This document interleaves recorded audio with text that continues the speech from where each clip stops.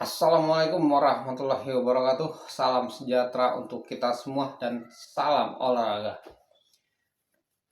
Oke teman-teman, selamat berjumpa kembali bersama ID Channel. Terkhusus buat teman-teman, tidak bosan-bosannya saya memberi doa. Mudah-mudahan teman-teman selalu di bawah lindungan Allah Subhanahu wa taala, diberi kesehatan dan dilancarkan rezekinya, amin amin ya robbal alamin. Baik teman-teman, kali ini kita akan mencoba mereaksi video yang mana judul video tersebut ialah fans timnas full senyum, Erick Thohir datangkan pemain-pemain baru. Oke teman-teman, sebelum kita mereaksi video tersebut, ada baiknya saya mohon dukungan untuk teman-teman buat channel ini, agar channel ini bisa berkembang dan saya pun semakin semangat untuk memberi berita-berita terbaru seputar sepak bola Indonesia dengan cara pencet tombol like dan subscribe. Kalau sudah, saya ucapkan terima kasih. Oke teman-teman, tanpa berpanjang lebar, mari kita saksikan saja video yang berikut ini.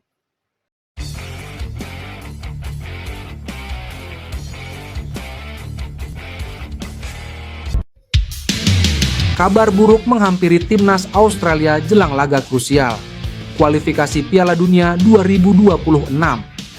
Bek tengah andalan mereka, Harry Souttar, dipastikan absen dalam waktu yang cukup lama akibat cedera parah. Pemain berusia 26 tahun itu mengalami robek tendon Achilles saat membela klubnya, Sheffield United, pada akhir pekan lalu. Cedera ini membuatnya harus menepi dari lapangan hijau selama kurang lebih 1 tahun. Absennya Souttar tentu menjadi kerugian besar bagi timnas Australia. Bek jangkung ini dikenal sebagai sosok yang tangguh dan berpengalaman di lini belakang. Kehilangannya akan membuat pertahanan Socceroos menjadi lebih rapuh, terutama saat menghadapi timnas Indonesia pada bulan Maret mendatang. Cedera Souttar tentu menjadi kabar baik bagi timnas Indonesia. Absennya bek tengah jangkung ini membuat peluang Indonesia untuk meraih poin penuh menjadi lebih terbuka. Namun, timnas Indonesia tidak boleh terlalu terlena. Australia masih memiliki pemain-pemain berkualitas lainnya yang bisa menjadi ancaman. Pertandingan antara Indonesia dan Australia akan menjadi laga yang sangat krusial bagi kedua tim. Kedua tim sama-sama mengincar kemenangan untuk menjaga peluang lolos ke putaran final Piala Dunia 2026. Potongan video kiper Como 1907 Emil Audero Mulyadi yang mengaku sudah berbincang dengan Ketua Umum PSSI Erick Thohir viral di media sosial. Hal ini membuat Emil jadi perbincangan. Video tersebut lantas diunggah ulang banyak pihak, utamanya akun-akun sepak bola. Obrolan dibuka dengan pertanyaan kabar Emil yang dijawab dengan bahasa Indonesia. Emil lantas ditanya soal Indonesia dan kebenaran bahwa ia sudah berbincang dengan Erick. Ya, saya sudah berbicara dengan Erick, tetapi sekitar setahunan ini. Mari kita lihat saja. Semoga, kata Emil. Dalam video tersebut, Emil seolah memberi indikasi ia masih ingin membela timnas Indonesia. Emil merupakan pemain berdarah Indonesia.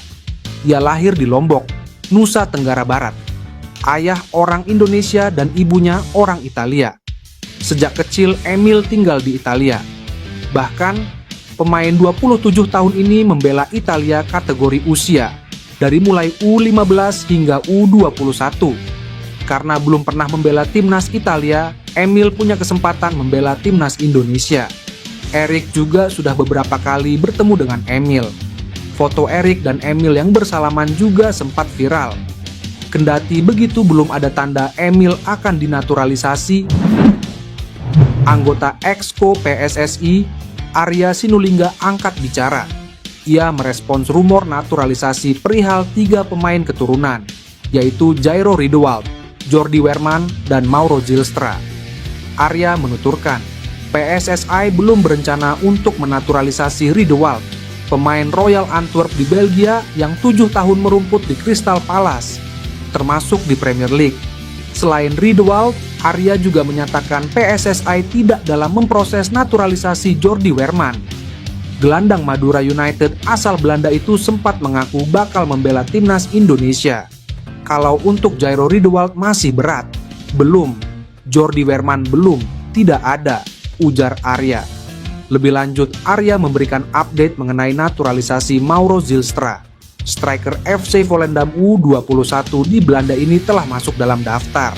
Namun dokumennya masih diperiksa lebih lanjut. Mauro Zylstra ini masih kami lihat dan godok dulu mana yang kurang. Memang namanya sudah masuk, tutur Arya. Kapten timnas Indonesia yang bermain di Venezia, Jay Idzes berhasil mengawal Romelu Lukaku tidak mencetak gol. Antonio Conte pun memberikan reaksi. Venezia mengalami kekalahan dengan skor 0-1 saat bertandang ke markas Napoli pada Minggu. Gol semata wayang itu dicetak oleh Giacomo Raspadori. Striker Napoli Romelu Lukaku gagal mencetak gol. Salah satu penyebabnya adalah ia ditempel ketat oleh Jay Idzes. Sejatinya penyerang asal Belgia ini punya peluang emas dari titik penalti karena Bang Jay dianggap handball di kotak terlarang. Tapi tendangan ex-Chelsea itu ditepis kiper Venezia. Jay Idzes juga menunjukkan pertahanan solid ketika mengawal Lukaku. Bek 24 tahun ini berhasil memblok tendangan mantan penyerang Inter Milan pada menit ke-65. Alhasil Napoli hanya bisa menang 1 gol.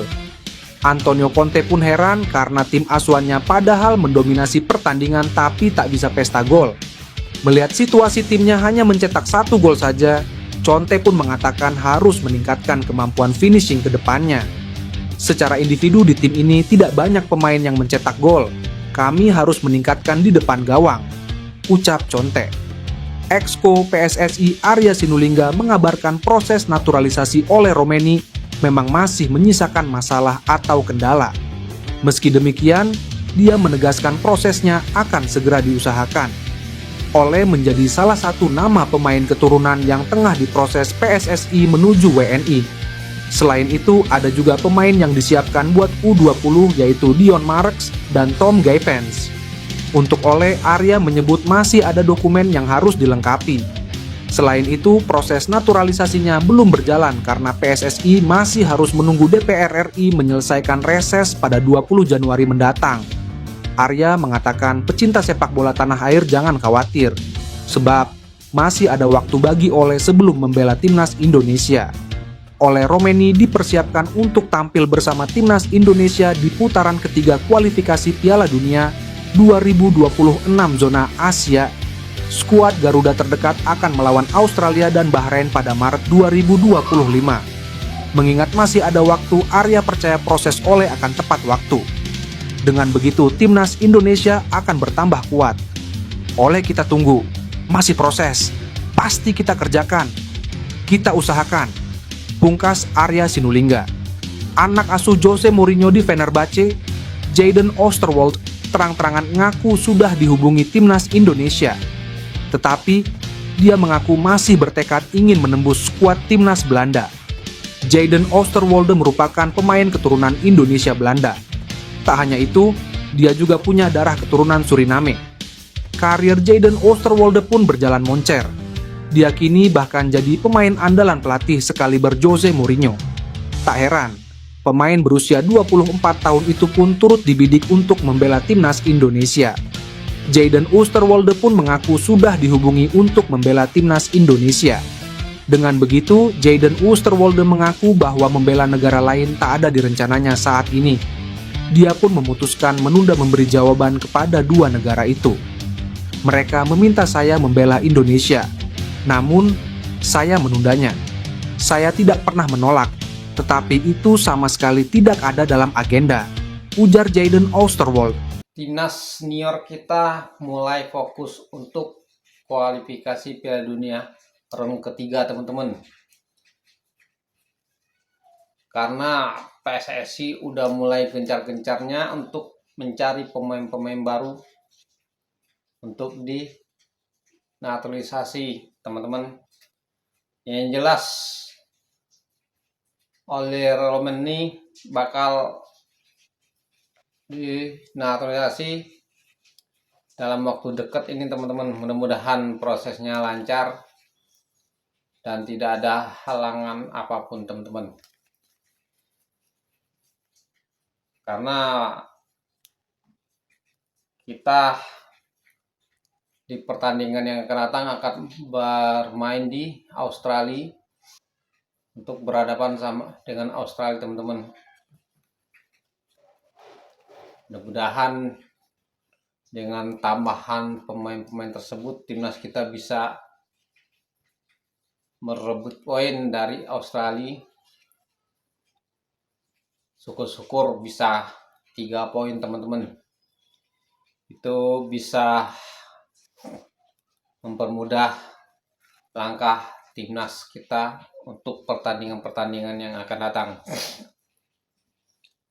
Karena di pertandingan yang akan datang kita home saat berhadapan Bahrain dan China. Kalau untuk berhadapan sama Jepang teman-teman, ya kita mungkin nggak muluk-muluk lah teman-teman. Nahan imbang aja udah alhamdulillah teman-teman. Karena kita tahu Jepang bukanlah tim cek-ecek. Jepang itu tim terbaik Asia saat ini teman-teman. Maka dari itu kita jangan menargetkan untuk menang. Untuk nahan imbang aja kita udah syukur teman-teman. Yang penting kita bisa menang di pertandingan atau ketiga pertandingan kayak seperti lawan Australia, Bahrain, dan China teman-teman. Dengan tambahan 9 poin, otomatis kita mengumpul 15 poin. Itu secara otomatis kita lolos teman-teman ngikutin timnas Jepang. Dan mudah-mudahan sih itu tercapai teman-teman. Baik teman-teman, demikianlah video yang barusan sama-sama kita reaksi. Saya mohon maaf kalau ada salah kata. Akhir kata saya ucapkan Assalamualaikum warahmatullahi wabarakatuh. Sampai jumpa di video yang akan datang.